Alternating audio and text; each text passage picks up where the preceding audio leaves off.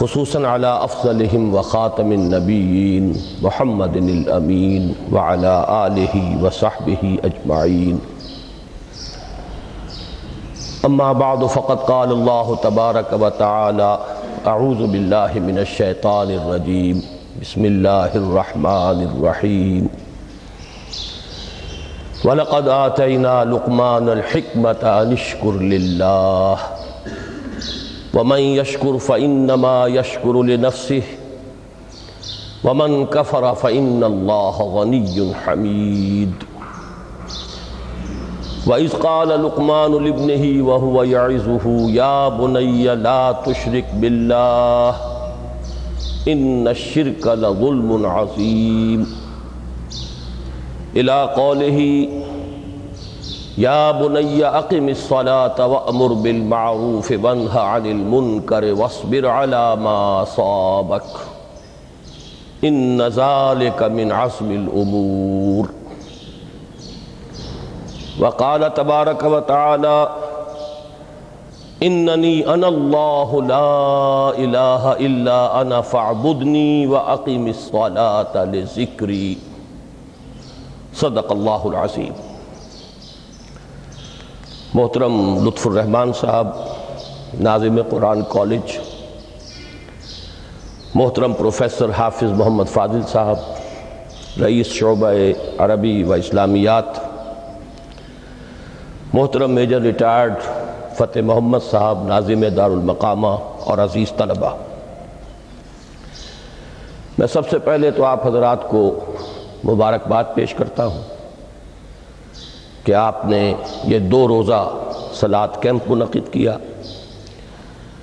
میں یہ سمجھتا ہوں کہ قرآن کالج کی یہ پہلی تقریب ہے کہ جو اس کے قیام کے مقصد کے ساتھ بڑی گہری ہم آہنگی رکھتی ہے۔ پھر یہ کہ جس انداز میں اسے منظم کیا گیا ہے، اس میں خاص طور پر میجر صاحب کی جو فوجی تربیت ہے اس کا جو عمل دخل مجھے نظر آیا ہے، تو میں اس پر بھی انہیں ہدیہ تحسین پیش کرتا ہوں اور امید کرتا ہوں کہ آئندہ بھی دین کے جو اہم اور بنیادی موضوعات ہیں ان پر اسی طرح کے تربیتی کیمپ منعقد کرتے رہیں گے۔ میری گفتگو کا جو اس وقت عنوان معین ہے اور جو اس وقت آپ کے سامنے لکھا ہوا بھی ہے، فلسفہ دین میں نماز کی اہمیت، اس میں سب سے پہلے تو میں توجہ دلاؤں گا کہ لفظ فلسفہ اصلاً عربی کا ہے اور نہ ہی یہ قرآن حکیم کی اصطلاح ہے۔ یہ لفظ بھی اپنی اصل کے اعتبار سے یونانی ہے۔ فلسفی اگرچہ فلسفی عربی میں اب استعمال ہوتا ہے اور فلاسفہ اس کی جمع بھی ہوتی ہے، لیکن واقعتاً یہ عربی زبان کا لفظ نہیں ہے۔ اسی کی ایک مثال اور ہے تصوف، وہ بھی بظاہر تفاعل کے وزن پر خالص صیغہ معلوم ہوتا ہے عربی زبان کا، لیکن یہ بھی تھیوسوفی، یہ بھی در حقیقت یونانی الاصل لفظ ہے جس کی تعریب کی گئی ہے، اسے معرب بنا کر عربی کا جامہ پہنا دیا گیا ہے۔ فلسفے سے ہم جس علم یا جس شعبہ علم کو مراد لیتے ہیں، قرآن حکیم کی اصطلاح میں اس کے لیے لفظ حکمت ہے۔ اس کا مادہ ہا کاف میم، اور اس کا بنیادی مفہوم وہی ہے کہ جو اس سے جو ایک مشتق لفظ ہے استحکام،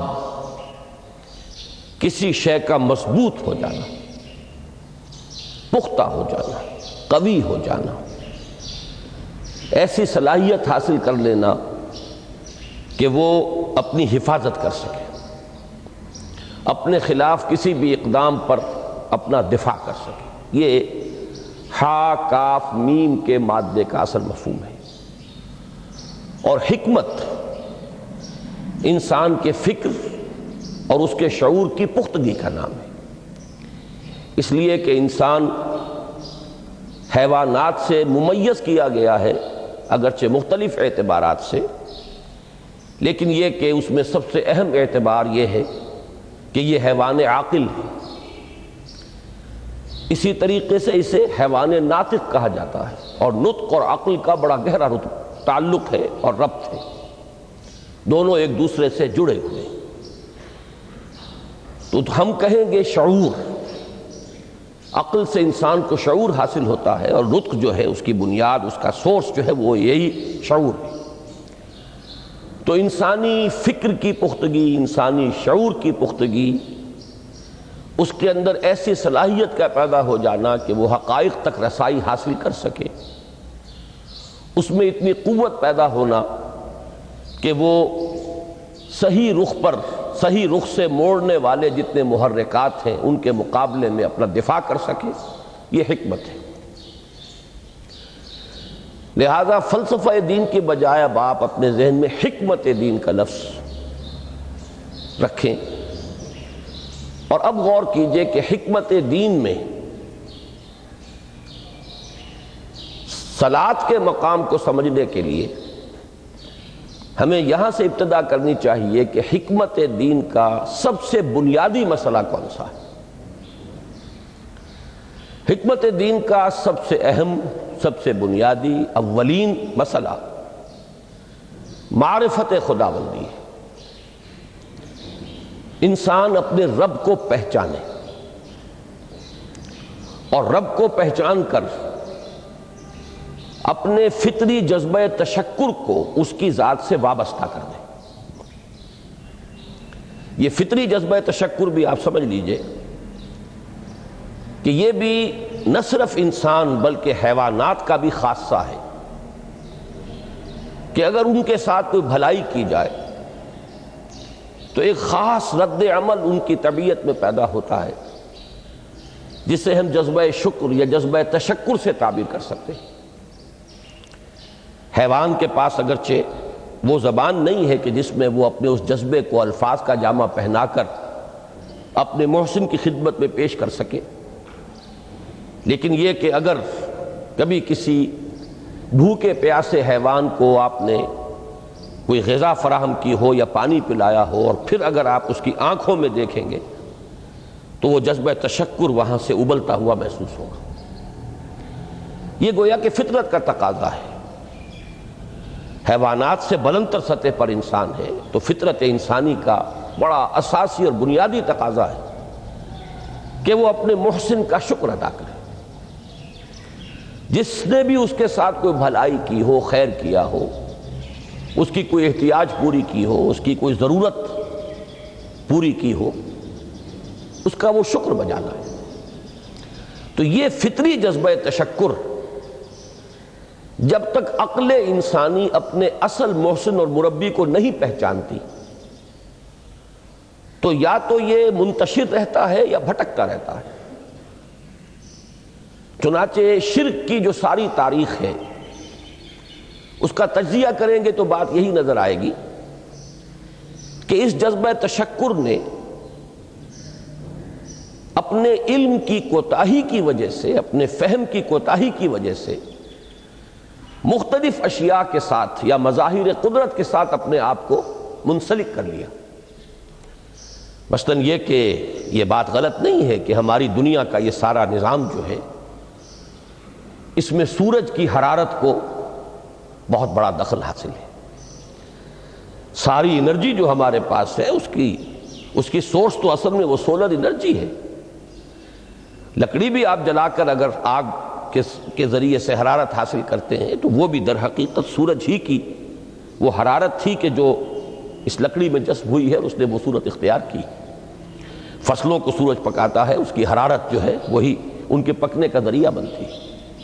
لہذا انسان نے یہ سمجھا کہ ہمارا سب سے بڑا محسن یہ ہے، لہذا اس کے آگے ہاتھ جوڑ دیے، اس کو سجدہ کیا، اسے معبود بنا لیا۔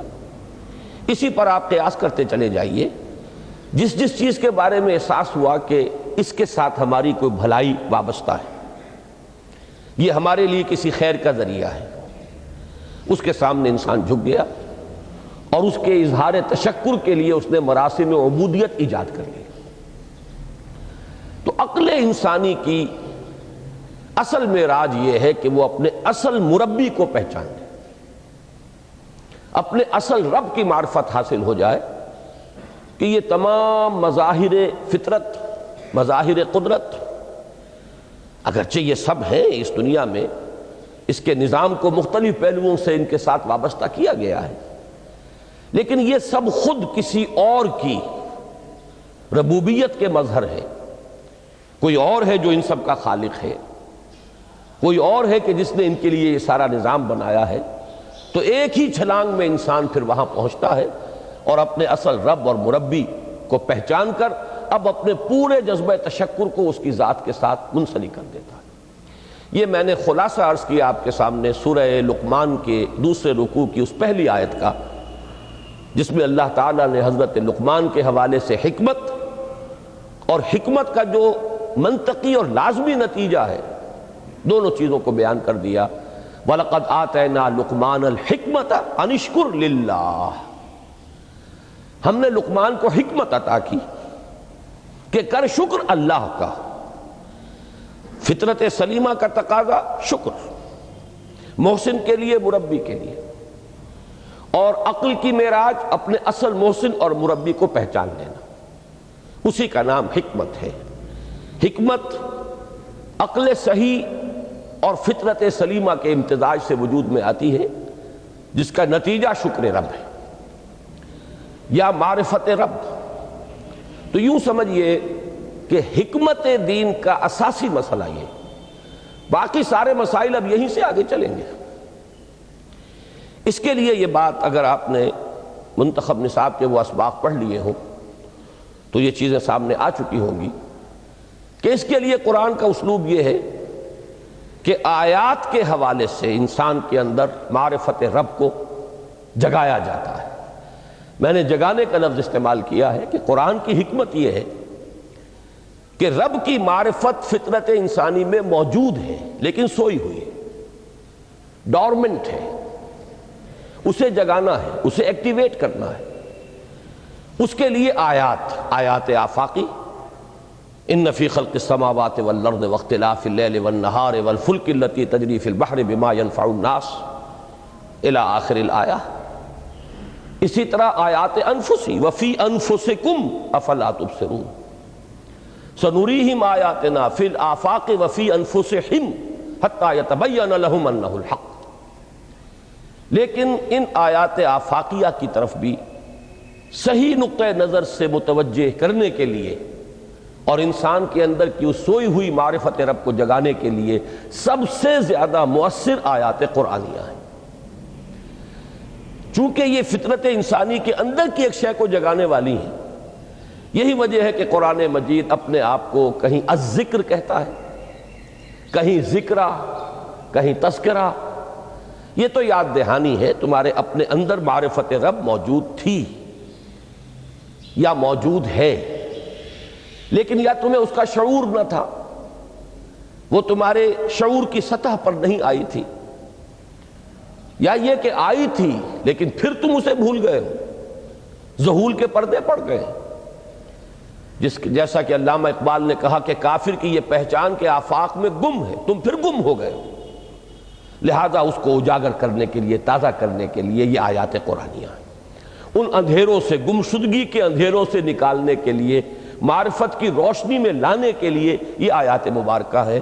هو الذی ينزل على عبده آیات بینات لِيُخْرِجَكُم مِّنَ الظُّلُمَاتِ إِلَى النُّورِ، اندھیروں سے نکال کر روشنی میں لانے کے لیے اللہ نے اپنے بندے پر صلی اللہ علیہ وسلم یہ آیات بینات نازل کی ہیں۔ لیکن اب اس سے اگلا قدم ہے، اور اصل میں وہ ہے جو میری گفتگو کا موضوع ہے اس وقت۔ اس کے لیے یہ تمہید ضروری تھی کہ حکمت قرآن کا اور حکمت دین کا اولین، اہم ترین، سب سے اساسی، سب سے بنیادی مسئلہ ہے معرفت رب۔ اگر اس مرحلے کو انسان طے کر لے اللہ کے فضل و کرم سے، اسے اللہ کی معرفت بھی حاصل ہو جائے اور اس پر ایمان بھی میسر آ جائے، تو اب اس کے سامنے تین مسئلے اور ہیں، ان کو اچھی طرح آئیڈینٹیفائی کیجئے۔ پہلا مسئلہ یہ ہے کہ اس کی فکر صحیح مزید پیش قدمی کرے، آگے بڑھے۔ یہ تو اس کا سٹارٹنگ پوائنٹ تھا، رب کو پہچان لینا۔ ابھی تو اس سے آگے بڑھ کر اس فکر صحیح کو، بڑی بلندیوں کو چھونا ہے۔ جیسے کہ کلمہ طیبہ کی تمثیل بیان کی گئی قرآن مجید میں، کَشَجَرَةٍ طَیِّبَةٍ أَصْلُهَا ثَابِتٌ وَفَرْعُهَا فِي السَّمَاءِ۔ تو فکر انسانی کے لیے وہ اصل ثابت جمی ہوئی جڑ جو ہے وہ تو ہے معرفت رب، لیکن اب یہ فکر ترقی کرے گی، یہ نشو و نما پائے گی، یہ آگے بڑھے گی، اس کی شاخیں یہ آسمانوں سے بات کریں گی، آسمانوں کی بلندیوں کو چھوئیں گی۔ تو سب سے پہلا مسئلہ ہے فکر صحیح کی مزید پیش رفت، پیش قدمی۔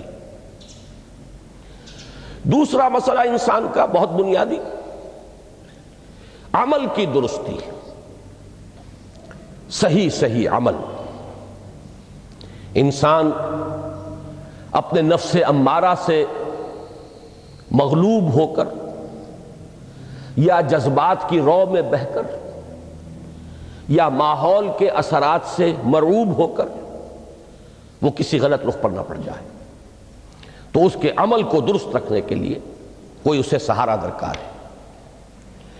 اور تیسری ضرورت اس کی، یہ میرے نزدیک اس دور میں سب سے زیادہ نگاہوں سے اوجھل ہو چکی ہے، یہاں تک کہ ہمارے بہت سے دینی حلقے بھی، خاص طور پر جو ریلیجس ایکٹیوسٹ شمار ہوتے ہیں، جو دین کی احیائی جد و جہد میں مصروف نظر آتے ہیں، تجدید دین، احیاء دین، غلبہ دین، اقامت دین، ان کی بھی ایک بہت بڑی محرومی ہے کہ وہ ایک تیسرے گوشے کو تقریباً نظر انداز کر رہے ہیں، اور وہ ہے روحانی ترقی۔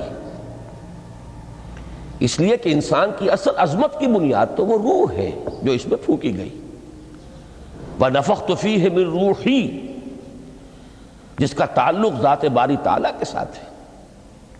کم سے کم یہ تو ہر شخص مانے گا، کوئی بڑے سے بڑا ریشنلسٹ اور روحانیت کا منکر شخص وہ بھی یہ تو ماننے پر مجبور ہے کہ اللہ تعالیٰ نے اس کی جو نسبت اپنی طرف فرمائی ہے، روحی، اس میں در حقیقت انسانی روح کی عظمت اور اس کی شرافت، اس کی بلندی اور اس کی بزرگی کی طرف اشارہ ہے۔ بہرحال اس کی ترقی، فکر صحیح کی ترقی۔ نمبر 2، عمل کی درستی، اس میں افراط و تفریط نہ ہو، اس میں انسان نفس امارہ سے مغلوب ہو کر یا جذبات کی رو میں بہہ کر یا ماحول کے اثرات سے متاثر ہو کر کوئی غلط اور غیر متوازن راستہ اختیار نہ کر لے۔ اور نمبر 3، روحانی ترقی۔ اب ان میں سے پہلی چیز کو لیجئے، فکر صحیح کے مزید ارتقاء اور اس کی مزید پیش قدمی کے لیے قرآن حکیم نے بھی سورہ آل عمران کے آخری رکوع میں ذکر کو سب سے پہلے اور سب سے اہم عامل کی حیثیت سے شمار کیا ہے۔ چنانچہ اس کی پہلی آیت جو ہے سورہ آل عمران کے آخری رکوع کی، اس میں تو وہی مضمون جو میں بیان کر چکا وہ آیا ہے، ان فی خلق السماوات والارض واختلاف اللیل والنہار لآیات لأولی الالباب۔ یقیناً آسمان اور زمین کی تخلیق میں اور دن اور رات کے الٹ پھیر میں نشانیاں ہیں ہوش مندوں کے لیے۔ ان کے ذریعے سے انسانی شعور کے اندر وہ معرفت رب اجاگر ہوگی۔ وہ پہلا مرحلہ اب اس نے طے کر لیا، وہ ڈورمنٹ معرفت اب ایکٹیویٹ ہو گئی۔ اب مزید فکر کا مرحلہ ہے جو اگلی آیت میں آیا ہے، الذین یذکرون اللہ قیاما وقعودا وعلی جنوبہم ویتفکرون فی خلق السماوات والارض ربنا ما خلقت ھذا باطلا سبحانک فقنا عذاب النار۔ یعنی تفکر جو ہے، ویتفکرون فی خلق السماوات والارض، وہ تفکر کرتے ہیں، غور و فکر کرتے ہیں آسمان اور زمین کی تخلیق میں، لیکن اس تفکر کے ساتھ لازماً ذکر اور ذکر مدام، ذکر بھی وہ کہ جو مستقل ہو، ہر حالت میں ہو۔ الذین یذکرون اللہ قیاما وقعودا وعلی جنوبہم، وہ لوگ کہ جو اللہ کو یاد رکھتے ہیں، اللہ کا ذکر کرتے ہیں، کھڑے ہوئے بھی، بیٹھے ہوئے بھی، اور اپنے پہلوؤں کے بل یعنی لیٹے ہوئے بھی۔ اب ان تین کے سوا تو کوئی پوزیشن انسان کی نہیں ہے، اسی کا نام ہے دوام ذکر۔ اور اس کے ساتھ اگر وہ تفکر کرتے ہیں تو ان کا فکر اگلی منزل تک پہنچتا ہے۔ میں اس پر زیادہ بحث اس وقت نہیں کروں گا، اس وقت میں نے چونکہ وہ تین باتیں بیان کی تھی، میں درجہ بدرجہ چاہتا ہوں کہ آگے بڑھوں اور ایک حد سے زیادہ کسی بھی مسئلے میں تجاوز نہ کریں۔ یہ جو بات سورہ آل عمران کی آخری رکوع کی اس دوسری آیت میں آئی ہے، اسی کو مولانا روم نے بیان کیا ہے بہت ہی سادہ لیکن بڑے پرمغز شعر میں۔ این قدر گفتیم باقی فکر کن، فکر اگر جامد بوت رو ذکر کن۔ اس قدر تو ہم نے تمہیں بتا دیا، سمجھا دیا، یہ بات تو آ گئی تمہارے عقل میں، اب جاؤ خود غور کرو، مزید آگے پیش قدمی کرو۔ این قدر گفتیم باقی فکر کن، فکر اگر جامد بوت رو ذکر کن۔ فکر میں جمود آ جائے، فکر سست پڑ جائے تو جاؤ پھر ذکر کرو۔ تو یہ ذکر اور فکر گویا کہ گاڑی کے دو پہیے ہیں کہ جن سے فکر انسانی صحیح رخ پر آگے بڑھے گا۔ اگر یہ ذکر ساتھ نہیں رہے گا تو فکر انسانی کج ہو جائے گا۔ تا ثریا می رود دیوار کج، پھر وہ فکر جو ہے وہ بلندی کو کتنے ہی پہنچ جائے لیکن وہ ٹیڑھی بلندی ہوگی، وہ صراط مستقیم پر پیش قدمی کرنے والا فکر نہیں ہوگا۔ اسی کو علامہ اقبال نے اپنے دو اشعار میں، چونکہ انہوں نے مولانا روم کو اپنا پیر بھی تسلیم کیا ہے، مرشد رومی، تو یہ فکر جو ہے، یہ خیال جو مولانا روم نے پیش کیا، اسی کو علامہ اقبال نے دو اشعار میں سمجھتا ہوں کہ مزید شکوہ کے ساتھ، مزید خوبصورت اور حسین انداز میں پیش کیا ہے۔ جز بقرآن زے غمی روباہی است، فقر قرآن اصل شاہنشاہی است۔ قرآن کے بغیر اگر کوئی شعر بھی ہو تو وہ بھی اصل میں لومڑی ہے، اس کی کوئی حقیقت نہیں ہے، اس لیے کہ اصل شاہنشاہی جو ہے وہ تو فقر قرآن ہے۔ اب فقر قرآن کیا ہے؟ فقر قرآن اگر آپ لکھا ہوا دیکھیں گے اس کو تو اس کے آگے یہاں اب سوالیہ نشان آ جائے گا۔ فقر قرآن یعنی سوچو فقر قرآن کیا ہے، اور جواب ہے اختلاط ذکر و فکر۔ فقر قرآن امتزاج سے وجود میں آتا ہے کہ اس میں ذکر بھی ہو، فکر بھی ہو۔ اور فکر را کامل نہ دیدم جز بذکر، میں نے فکر کو کبھی بھی اپنی منزل مقصود تک پہنچتا ہوا نہیں پایا جب تک کہ اس کے ساتھ ذکر نہ ہو۔ تو پہلی شے تھی فکر انسانی کی صحیح رخ پر مزید پیش قدمی اور پیش رفت، اور اس کے لیے لازم ہے ذکر و فکر کا امتزاج۔ دوسری چیز کو لیجئے عمل کی درستی۔ اس عمل کی درستی کے لیے اللہ تعالیٰ کے ساتھ ایک گہرے تعلق کی ضرورت ہے، اس لیے کہ صبر کی بحث میں یہ مضامین شاید آپ کے سامنے آ گئے ہوں کہ صبر، جہاں مصیبت پر صبر ہوتا ہے،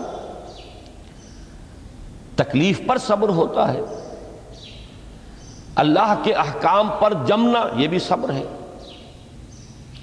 نفس کی خواہشات کی باغ کو تھام کر رکھنا، کھینچ کر رکھنا یہ بھی صبر ہے، اور استقامت کسی شے پر قائم رہنا یہ بھی صبر ہے۔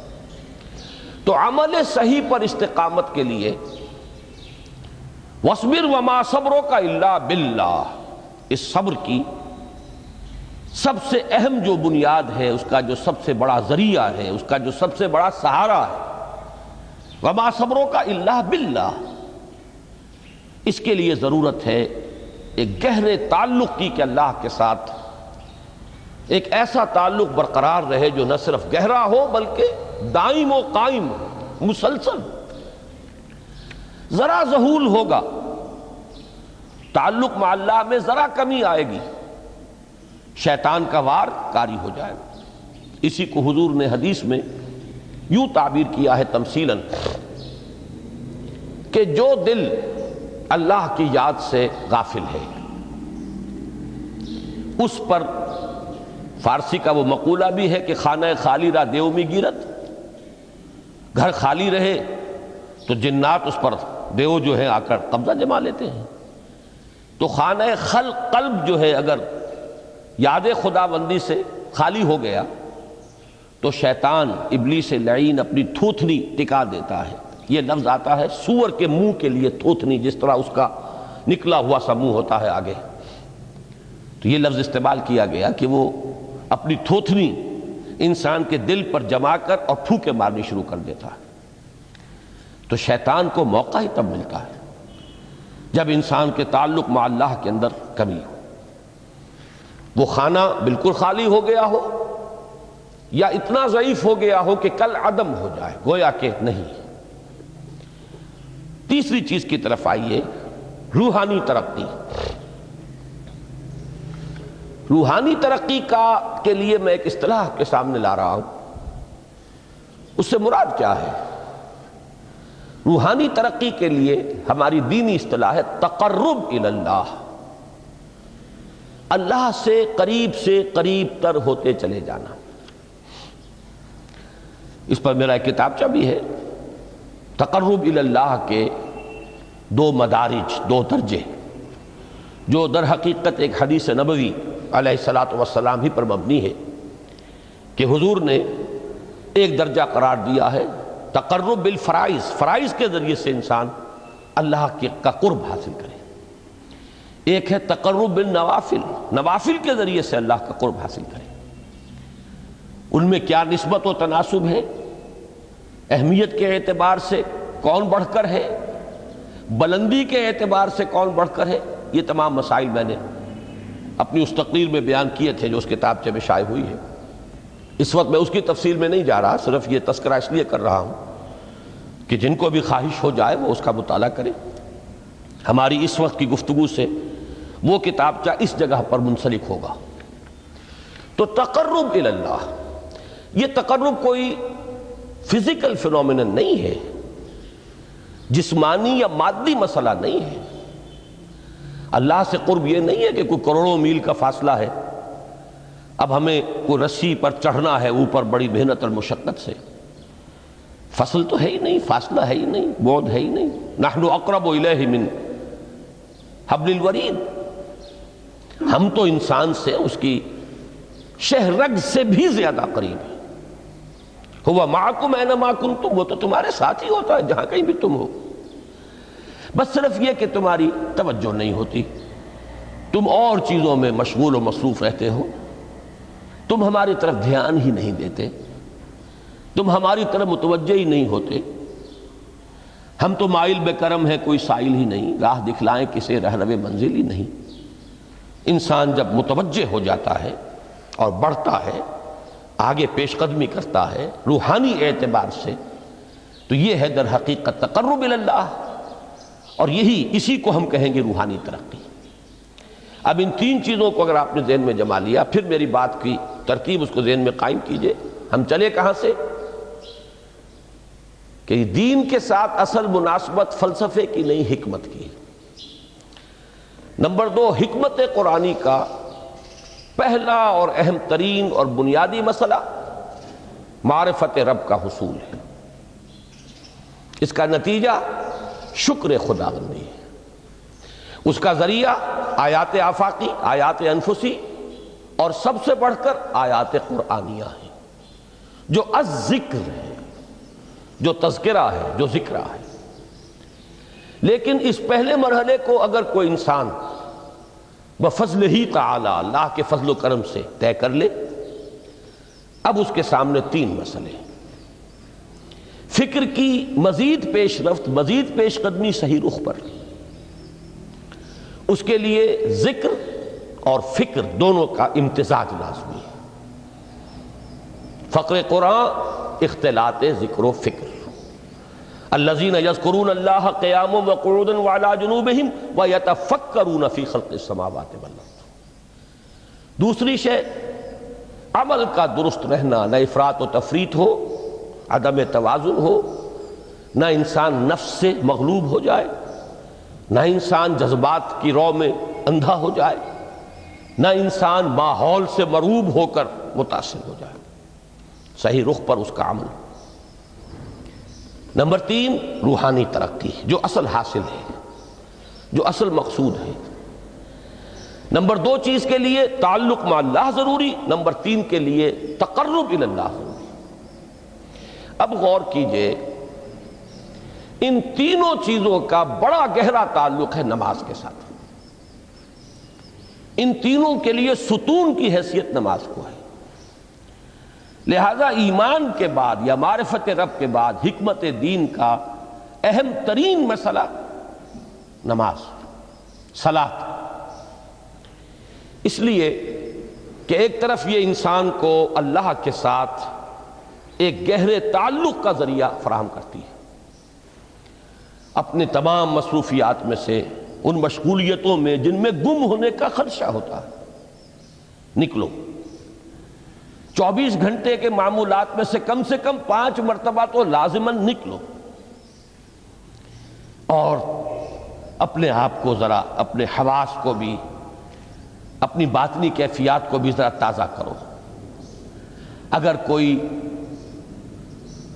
گندگی، نجاست، کسی طرح کی ناپاکی کا کوئی معاملہ ہے، طہارت حاصل کرو۔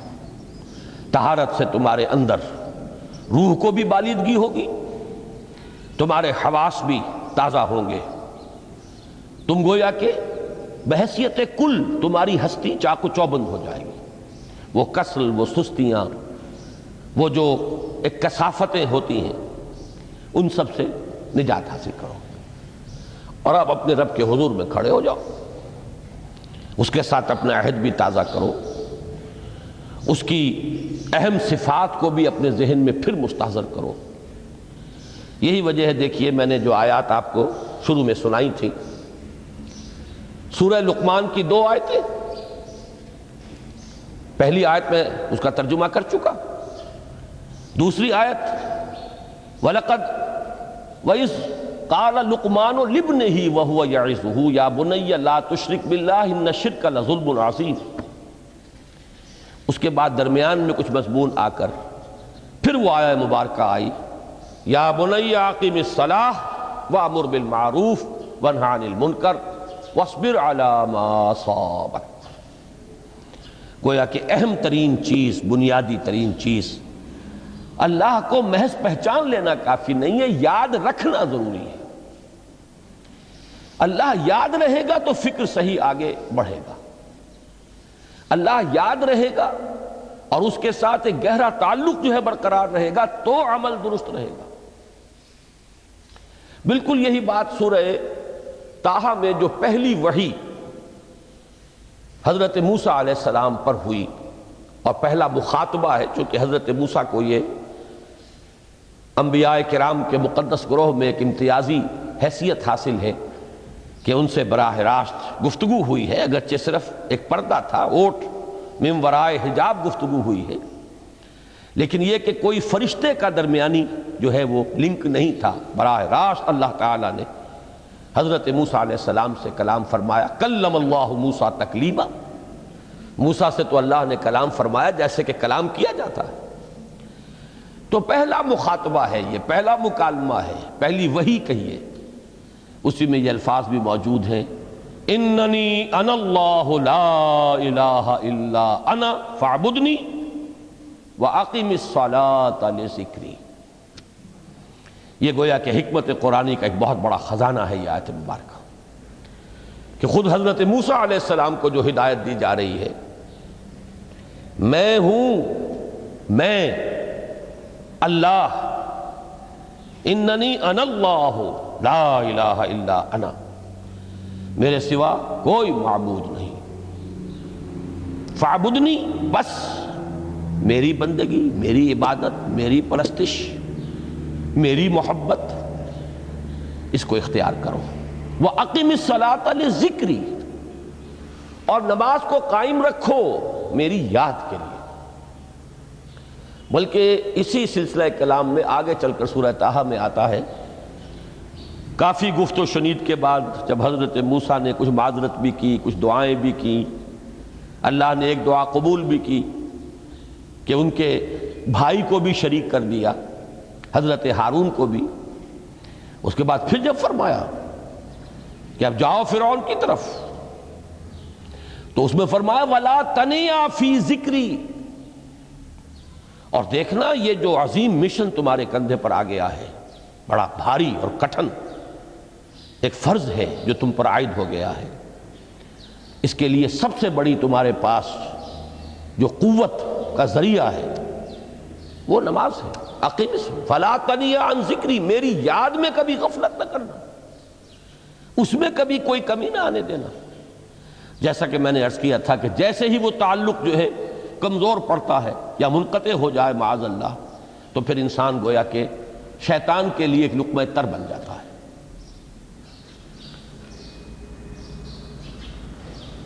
اب آپ غور کیجئے، تیسری شے تقرب الی اللہ، اس کے حوالے سے بھی جو فرائض اور نوافل کی بات ہے اس کو اس وقت ذہن سے نکال کر یہ سمجھیے کہ اس میں نماز کا کیا مقام ہے، اس لیے کہ نماز فرض بھی ہے، نماز نفل بھی ہے، وہ تو ان دونوں میں شریک ہو جائے گی۔ اب اس کو لفظ صلاۃ کے حوالے سے آپ ان دونوں چیزوں کو سمجھیے۔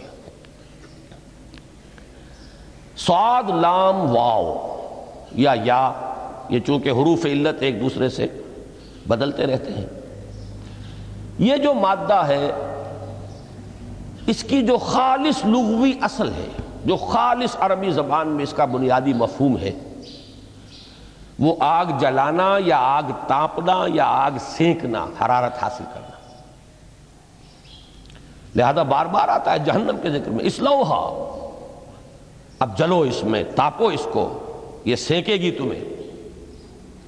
بلکہ تفتلون کا لفظ آیا ہے حضرت موسیٰ کے کلام میں، جب وہ گئے تھے کوہ طور پر، جب پہنچ گئے تو تھے آگ تک کی تلاش میں، لعلکم تفتلون، تو اپنے اہل خانہ سے یہی کہا تھا کہ مجھے کہیں وہ روشنی نظر آ رہی ہے، غالباً کوئی وہاں سے آگ مل سکے گی، ورنہ یہ کہ کوئی رہنمائی کو رستہ مجھے مل سکے گا، میں وہ آگ لے آؤں گا، کوئی چنگاری وہاں سے لے آؤں، لعلکم تفتلون، تاکہ تم، اب یہ اصطلاح در حقیقت باب افتعال ہے، اور یہ تے یہاں پر توئے کی شکل اختیار کر گئی، تا نے توبن کی صورت اختیار کی صاد کی وجہ سے۔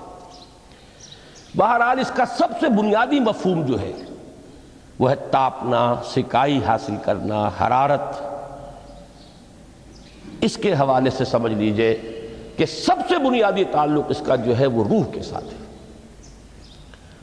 روح میں محبت خداوندی کی آگ اگر ٹھنڈی پڑ گئی ہو، اگر محبت خداوندی کی حرارت میں کمی ہو رہی ہو، تو اس کو اثر نو، جس کو کہ میں آج سوچ رہا تھا تو ایک لفظ ذہن میں آیا کہ جیسے بیٹری اس کو ریچارج کیا جاتا ہے، اسی طریقے سے روح کے اندر محبت خداوندی کی اس حرارت کو اثر نو تازہ کرنا، یہ ہے در حقیقت نماز کا اصل مقصد۔ اس لیے کہ اس لفظ کا بنیادی مفہوم، اصل لغوی مفہوم تو یہ، اگرچہ اس کا سب سے زیادہ کثرت سے جو استعمال ہوتا ہے، اور لفظ صلاۃ جس سے در حقیقت جس تصور پر مبنی ہے وہ ہے اقدام، کسی کی طرف متوجہ ہونا اور پھر دعا۔ صلاۃ کا سب سے قریبی مفہوم لفظی جب بیان کیا جائے گا، اس سے مراد، اس کے معنی، تو دعا اس میں اہم ترین ہے۔ کسی کی طرف توجہ کرنا، مناجات کرنا، گفتگو کرنا، مخاطبہ، مکالمہ، دعا، یہ در حقیقت صلاۃ کا سب سے بڑا اصطلاحی مفہوم ہے۔ لیکن جو اس کا مادہ ہے، صاد لام واو یا صاد لام یا، اس کا اصل مفہوم جو ہے وہ تاپنا، حرارت حاصل کرنا۔ تو ان دونوں کے حوالے سے عرض کر رہا ہوں، وہ تاپنا اور حرارت حاصل کرنا وہ ہے روح کے اعتبار سے۔ وہ جو کہا اقبال نے کہ بجھی عشق کی آگ اندھیر ہے، مسلمان نہیں راہ کا ڈھیر۔ یہ عشق کی آگ جب بجھ جاتی ہے در حقیقت یہی تو انسان کی روحانی موت ہے۔ جب یہ نہ رہے تو چاہے منطق میں بہت انسان ماہر ہو، مجھے اقبال کا ایک شعر یاد آیا ہے تقابل کرتے ہوئے، ایک انسان محکوم اور ایک انسان حر، آزاد انسان، ان کی نفسیات میں جو بنیادی فرق علامہ اقبال نے مختلف مواقع پر بیان کیے ہیں۔ محکوم ہے بیگانہ اخلاص و مروت، ہر چند کے منطق کی دلیلوں میں ہے چالاک۔ تو منطق کی دلیلوں میں انسان چالاک ہو جائے اور وہ لغت ہائے حجازی کا وہ ایک خزانہ بن جائے، اسے تمام الفاظ کے معنی یاد ہو، وہ بڑے مسائل فقہ کے اسے ازبر ہو، جزیات بے انتہا جزیات جو ہیں وہ مستحضر ہو، فلسفے کے بڑے بڑے مسئلے اس نے حل کر لیے ہوں، لیکن اگر روح میں وہ اللہ کی محبت کی آگ نہیں ہے، وہ تپش نہیں، بجھی عشق کی آگ اندھیر ہے مسلمان نہیں راکھ کا ڈھیر۔ اسی کے حوالے سے آج مجھے یاد آیا تھا کہ وہ جو بڑی سادہ سی ایک نظم ہے، اللہ تعالیٰ سے دعا یا رب دل مسلم کو وہ زندہ تمنا دے، اس میں بھی جو الفاظ آئے ہیں جو روح کو گرما دے اور قلب کو تڑپا دے، یہ ہے اصل جو مقصود ہے نماز کا۔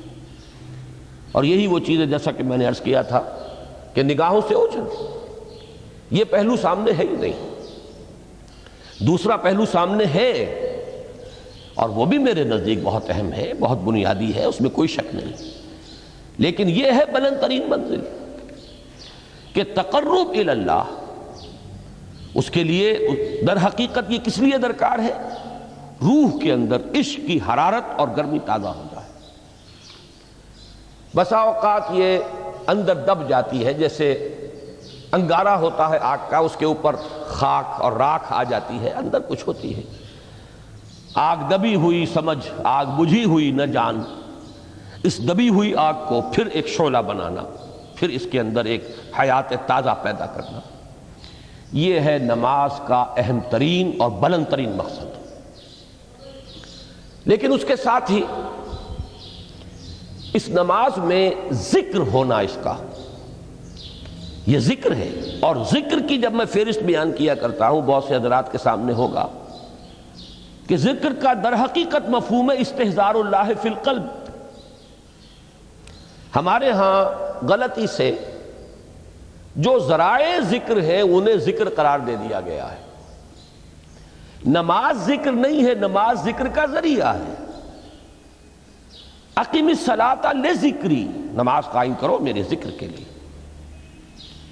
یہ اللہ اللہ کہنا یا ادعیہ معصورہ جو حضور صلی اللہ علیہ وسلم کی مسنون دعائیں ہیں، انہیں اپنے تمام معمولات دنیاوی کے ساتھ ساتھ ان دعاؤں کو بھی انسان پڑھتا رہے، اللہ سے دعا کرتا رہے، یہ تمام ذرائع ذکر ہیں۔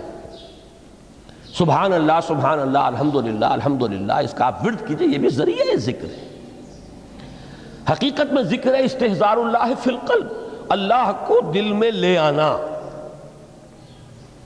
اللہ کو دل میں حاضر کر لینا، اصل میں تو ترجمہ ہوگا، لیکن حاضر جاننا، یہ کیفیت جو ہے انسان کو حاصل ہو جائے۔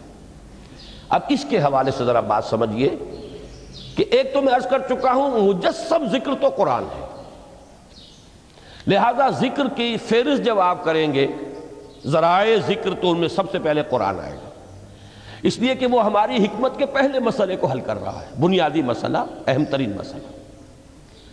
دوسرے نمبر پر ذکر جو ہے، اب اس کے لیے کچھ اصطلاحات جو میرے مختلف دروس میں شاید آپ کے سامنے بعد میں آئیں یا پہلی آ چکی ہوں، ان کے حوالے سے میری بات سمجھیے۔ ایک ذکر غیابی ہے، تھرڈ پرسن میں، صیغہ غائب میں اللہ کی یاد کرنا، اللہ اکبر اللہ اکبر اللہ اکبر۔ اب یہ اللہ اکبر جو ہے یہ جملہ اسمیہ خبریہ ہے، ایک حقیقت کی تکرار آپ کر رہے ہیں، اللہ سب سے بڑا ہے، اللہ سب سے بڑا ہے، سبحان اللہ سبحان اللہ سبحان اللہ۔ یہ در حقیقت ذکر غیابی ہے کہ آپ اس میں مخاطب نہیں ہے اللہ سے، ایک ذکر خطابی کہیں یا ذکر حضوری کہیں، جس میں مکالمہ ہوتا، جس میں گفتگو ہوتی. تو نماز در حقیقت ذکر حضوری اور ذکر خطابی کی بلند ترین شکل ہے. اس لیے میں نے عرض کیا تھا کہ نماز کے لفظ یا صلاۃ کے لفظ یہ اصطلاحی معنی جو اکثر و بیشتر کیے جاتے ہیں وہ ہے دعا. اور دعا میں ہوتا کیا ہے؟ مکالمہ ہے، مخاطب، اے اللہ، اے میرے رب، اے پروردگار. پھر یہ کہ اس میں اقدام اور کسی کی طرف متوجہ ہونا. یہی وجہ ہے کہ افتتاح صلاۃ، نماز کو شروع کرنے کے لیے ایک تو وہ الفاظ جو قرآن مجید میں آئے ہیں، انی وجہت وجہی للذی فطر السماوات والارض حنیفا وما انا من المشرکین. یہ ہے توجہ کا ارتکاز، بشرطے کہ یہ صرف الفاظ ہی نہ نکل رہے ہوں، واقعتاً یہ تعبیر ہو اس وقت کی انسان کی نفسیاتی کیفیت کی، کہ شعوری طور پر وہ فیصلہ کرتا ہے کہ اب میں منقطع ہو رہا ہوں، ہر چہار طرف سے اپنی توجہ کو ہٹا کر، ہر مسئلے سے اپنے آپ کو خالی و ذہن کر کے، یعنی ظاہری اور باطنی دونوں اعتبار سے میں اپنی توجہ کا ارتکاز کر رہا ہوں اس ذات کی طرف جس نے آسمانوں اور زمین کو پیدا کیا، اور بالکل یکسو ہو کر رہا ہوں. انی وجہت وجہی للذی فطر السماوات والارض حنیفا وما انا من المشرکین. اور دوسری وہ جو دعا جس سے ہم افتتاح کرتے ہیں اپنی نماز کا، دیکھیں اس میں خطاب کا کس قدر اہتمام ہے. وہاں سبحان اللہ نہیں ہے، سبحانک اللہم، پاک ہے تو اے رب ہمارے، وَبِحَمْدِكَ وَتَبَارَكَ اسْمُكَ وَتَعَالَى جَدُّكَ.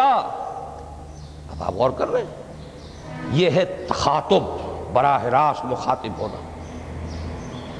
یہ گویا کہ لب لباب میں آپ کے سامنے عرض کر رہا ہوں علامہ اقبال کے خطبے کا، دی میننگ آف پریئر ان اسلام. خطبات جو ہیں ان کے مشہور، ان میں غالباً یہ تیسرا یا چوتھا لیکچر ہے کہ اس میں تصور یہ دیا گیا ہے کہ دو ہی انائیں ہیں.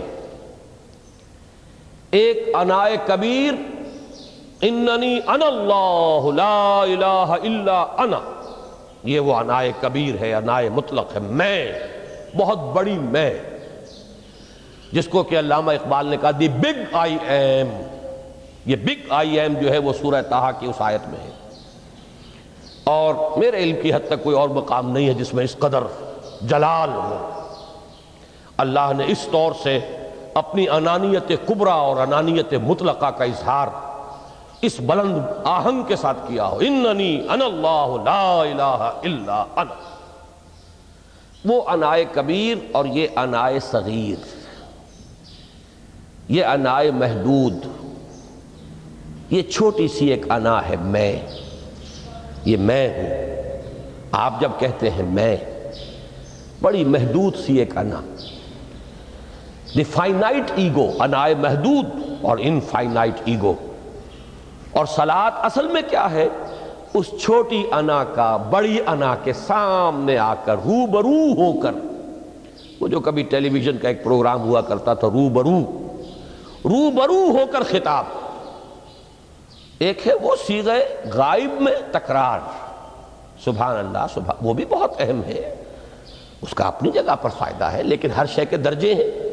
گر حفظ مراتب نہ کنی زندگی، اگر آپ ان کے درجوں کا علیحدہ علیحدہ لحاظ نہیں کریں گے تو غلط رخ پر پڑ جائیں گے. تو یہ جو دو ذکر خطابی یا ذکر حضوری ہے، نماز اصل میں اس کی بلند ترین شکل ہے. یہی وجہ ہے کہ سبحانک اللہم وبحمدک وتبارک اسمک وتعالی جدک ولا الہ غیرک. اس کا کی جس قدر تکرار یہاں پر ہے، آپ نے غور کیا، اس میں خطاب ہے. یا پھر یہ کہ یہ کا کی اس طرح کی تکرار آپ کو دعائے قنوت میں ملے گی. اللہم انا نستعینک ونستغفرک ونؤمن بک ونتوکل علیک ونثنی علیک الخیر ونشکرک ولا نکفرک. اب یہ جو ہے یہ در حقیقت خطاب کا اندازہ ہے کہ براہ راست گفتگو ہو رہی ہے. تو سب سے پہلی بات تو یہ ہوئی کہ ذکر کی ایک شکل ہے ذکر غیابی، دوسری ذکر حضوری، اور ذکر حضوری یا ذکر خطابی کی بلند ترین منزل بلند ترین اس کا ذریعہ نماز ہے۔ اس کو ایک پہلو سے اور سمجھ لیجئے، سورہ فاتحہ جب پھر ہم پڑھتے ہیں جسے الصلاۃ کہا گیا ہے، جو لب لباب ہے، خلاصہ ہے، اس میں پھر تدریجاً غیاب سے حضور کی طرف پیش قدمی ہوتی ہے۔ الحمدللہ رب العالمین الرحمن الرحیم مالک یوم الدین، یہ ذکر غیابی ہے، اس میں ابھی خطاب نہیں آیا، یہ وہی جملہ اسمیہ ہے۔ کل تعریف اس اللہ کے لیے ہے جو تمام جہانوں کا پروردگار ہے، مالک ہے، جو رحمان ہے، رحیم ہے، جزا و سزا کے دن کا مختار و مالک ہے۔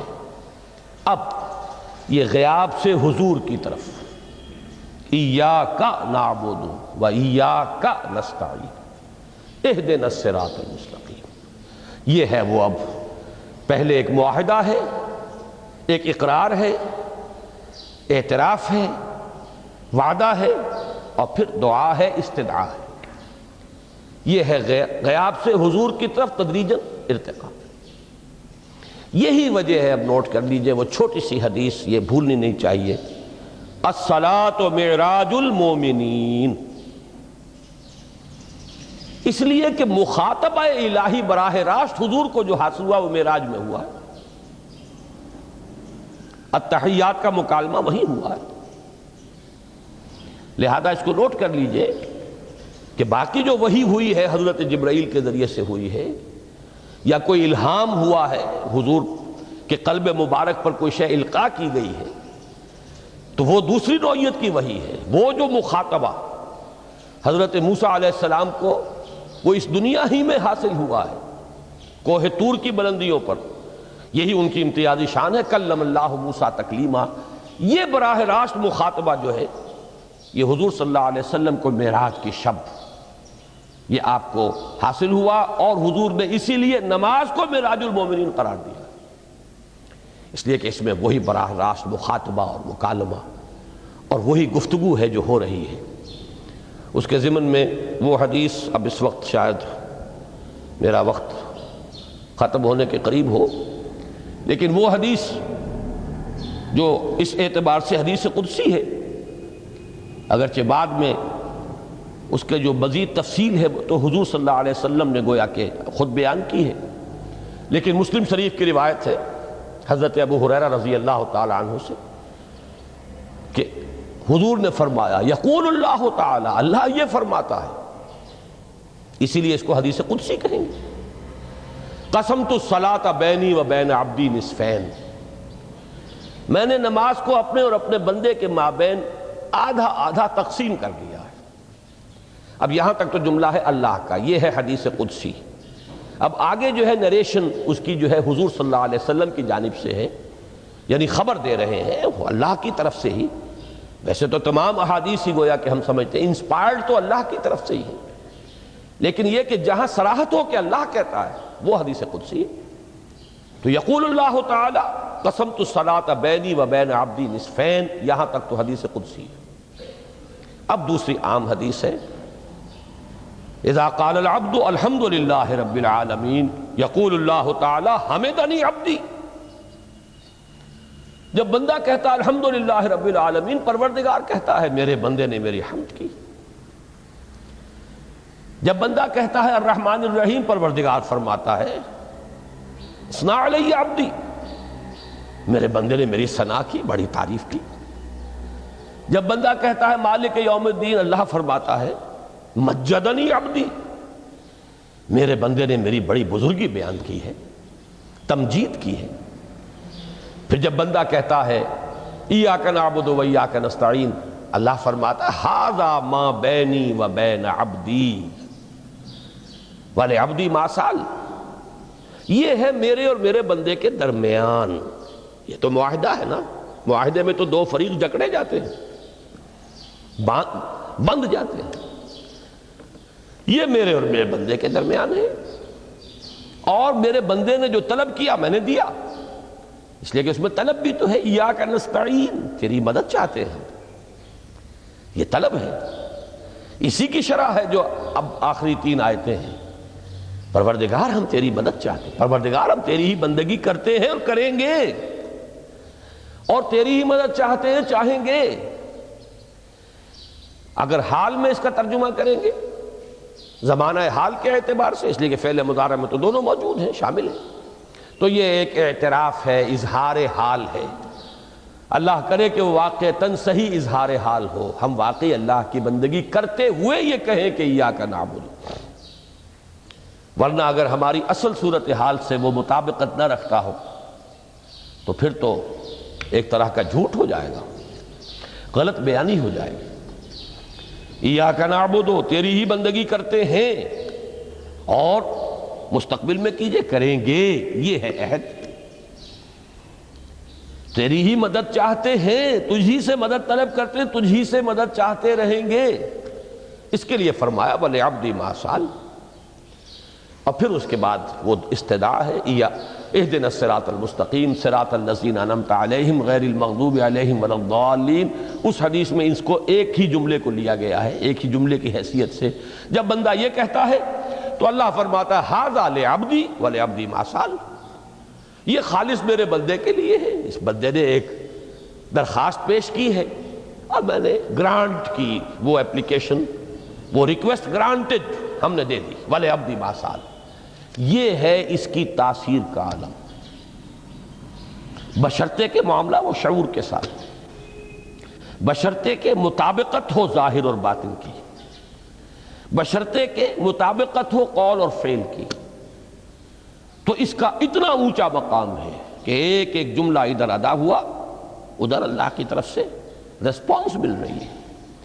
افلاک سے آتا ہے نالوں کا جواب آخر، اٹھتے ہیں حجاب آخر، کرتے ہیں خطاب آخر۔ یہ خطاب ہے، مخاطبہ ہے، مکالمہ ہے، یہ ہے اصل نماز۔ اسی لیے اسی کو کہا گیا نماز۔ البتہ اب اس سے آگے بڑھیے، ذکر کی ایک اور شکل بھی ہے، اور وہ ذکر عملی ہے۔ ایک تو ہم نے کہا اللہ اکبر، اللہ بہت بڑا ہے، سب سے بڑا ہے۔ یہ جیسا کہ میں نے عرض کیا، ایک اعتبار سے تو ذکر غیابی ہو گیا، دوسرے یہ کہ یہ ایک فکری لسانی ذکر ہے، ہم نے کہہ دیا۔ ایک ہے اسی کے ساتھ ایک عملی ڈیمانسٹریشن، جب یہ کہتا ہوا انسان سیدھا سجدے میں گرتا ہے تو در حقیقت یہ اس اللہ اکبر کی تعمیل ہو رہی ہے۔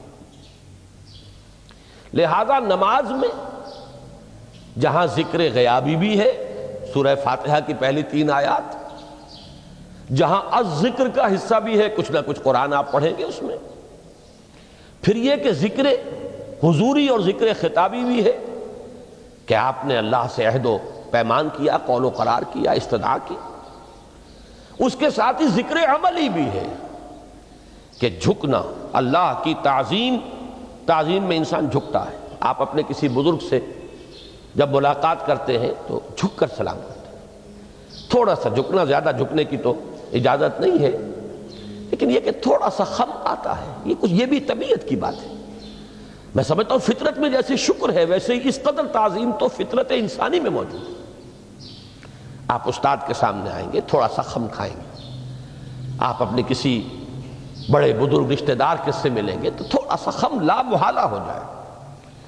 یہ در حقیقت اس آپ کے فکر کی ایک عملی تعبیر، اس کا عملی مظہر ہے کہ آپ نے اس ہستی کی تعظیم کی ہے، اس کی عظمت کا اقرار اور اعتراف کیا ہے۔ یہی تعظیم ہے اللہ تعالیٰ کی کہ جس میں پہلا درجہ ہے رکوع، جھکے آپ، اللہ اکبر کہہ کر جھکے، اور اس کے بعد پھر اس کا جو آخری درجہ ہو سکتا ہے وہ سجدہ ہے، جس میں کہ انسان نے جب اپنی پیشانی زمین پر ٹکا دی تو گویا کہ اس نے اپنی انانیت سے، اگر یہ شعور کے ساتھ ہوا ہو تب میں بات کہہ رہا ہوں، تو گویا کہ اس نے اپنی انانیت سے کامل دستبرداری اختیار کر کے اور اپنے آپ کو اپنے رب کے قدموں میں ڈال دیا۔ یہی وجہ ہے کہ حضور نے اس کو تعبیر فرمایا ہے کہ جب سجدہ کرو تو یوں محسوس کرو کہ تم نے اپنا سر اپنے رب کے قدموں میں رکھ دیا۔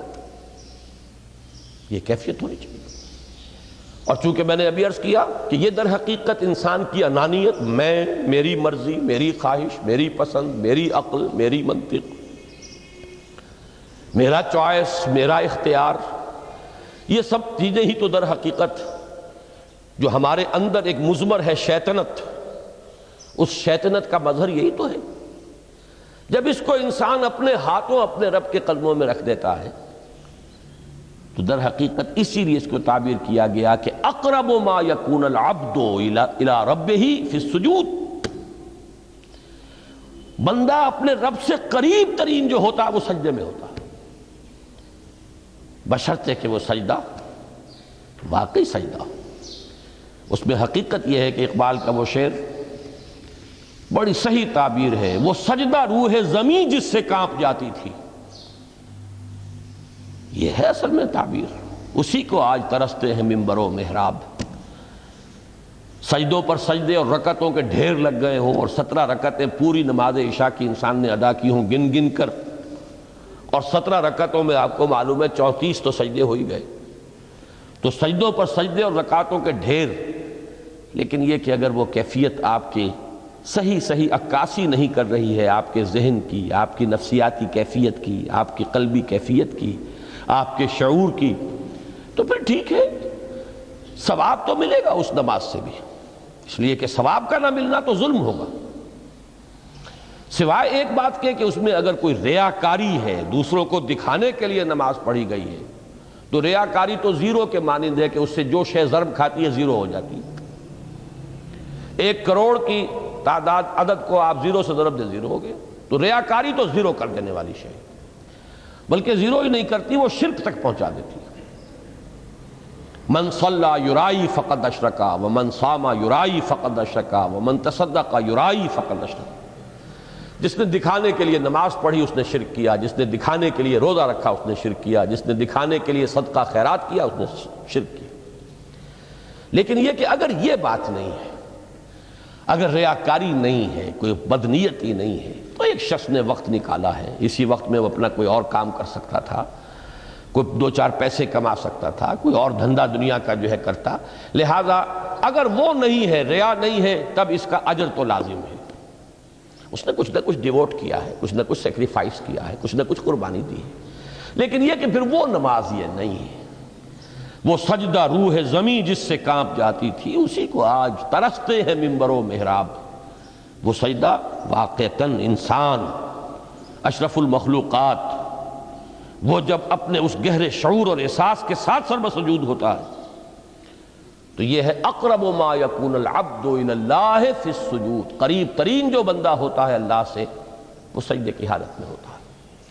یہ میں نے 3 چیزوں کے حوالے سے اب آپ کے سامنے باتیں رکھی ہیں کہ پہلی منزل معرفت رب کا حصول، اللہ پر ایمان اور شکر خداوندی، اس کی لذت کا حاصل ہو جانا۔ اس کے بعد اب 3 ضرورتیں ہیں، فکر صحیح کی مزید پیش قدمی صحیح رخ پر، اس کے لیے جہاں فکر درکار ہے وہاں ذکر بھی درکار ہے، اور اس ذکر کی جامع ترین صورت نماز ہے۔ نمبر 2، انسان کے عمل کے درست رہنا، اس لیے کہ ذرا سا جو قرآن مجید میں سورہ اعراف میں نقشہ کھینچا گیا ہے ایک شخص کا، اس کا نام تو وہاں نہیں ہے، بلعام بن باعورہ، ویسے تورات میں اس کا ذکر ہے اور اس نام کے ساتھ ہے، بہت بڑا عالم تھا، بہت بڑا فاضل، قرآن کے الفاظ ہیں ہم نے اسے اپنی آیات عطا کی تھی، آتیناہ آیاتنا، اور ہم چاہتے تو اسے ابھی اور ترفع اور بلندی عطا کرتے، وَلَوْ شِئْنَا لَرَفَعْنَاهُ بِهَا وَلَكِنَّهُ أَخْلَدَ إِلَى الْأَرْضِ، لیکن وہ تو زمین ہی کی طرف دھستا چلا گیا، اور کوئی ایک لغزش انسان کے لیے سارے کیے دھرے پر پانی پھر سکتی ہے، ذرا سا عدم توازن اس کے رخ کو ٹیڑھا کر دے گا، اور جب ایک دفعہ ٹیڑھ ہو گئی تو شروع میں تو زاویہ جو ہے چاہے وہ 10 درجے کا ہی ہو، لیکن جیسے جیسے عمل کی وہ پیش قدمی ہوگی فاصلہ بڑھتا چلا جائے گا، انحراف شدید سے شدید تر ہوتا چلا جائے گا۔ اب اس عمل کی درستی کے لیے بھی لازم ہے تعلق مع اللہ، اس تعلق مع اللہ کا بھی سب سے بڑا ذریعہ نماز۔ تیسری چیز روحانی بالیدگی، روحانی ترقی، تقرب الی اللہ، اس کے لیے اس اعتبار سے بھی کہ توجہ اللہ، ارتکاز توجہ اللہ کی طرف، انی وجہت وجہی للذی فطر السماوات والارض حنیفا وما انا من المشرکین، اور اس اعتبار سے بھی کہ اسی کے ذریعے سے وہ عشق کی بجھتی ہوئی چنگاری کو پھر بھڑکایا جا سکتا ہے۔ جو خاک میں دب گئی ہو اللہ کی محبت کی وہ حرارت جو ہے، اگر اس میں کچھ کمی آ گئی ہے تو اس کو جھاڑ کر، راکھ کو ہٹا کر اثر نو ایک حرارت پیدا کرنا، یہی وجہ ہے کہ نماز، صلاۃ جس مادے سے ماخوذ ہے اس کا بنیادی مفہوم یہی ہے، تاپنا، حرارت حاصل کرنا، آگ جلانا، آگ روشن کرنا۔ تو فلسفہ دین جس کے لیے صحیح لفظ ہے حکمت دین، اس کے اعتبار سے تو میری یہ گفتگو ہے۔ باقی ہے کہ نظام دین میں تین اعتبارات سے پھر نماز کی اہمیت آئے گی۔ نظام دین میں سب سے پہلے انفرادی سیرت کی تعمیر، ثانیاً معاشرے کی تنظیم، پھر اس کے علاوہ جو دو عنوانات کل کے لیے طے کیے گئے ہیں، جو خادمان دین ہوں، طالبان قرآن ہوں، ان کو کس کس اعتبار سے اس نماز سے مدد ملتی ہے۔ تو ان چاروں موضوعات پر انشاءاللہ تعالی میں کل گفتگو کروں گا۔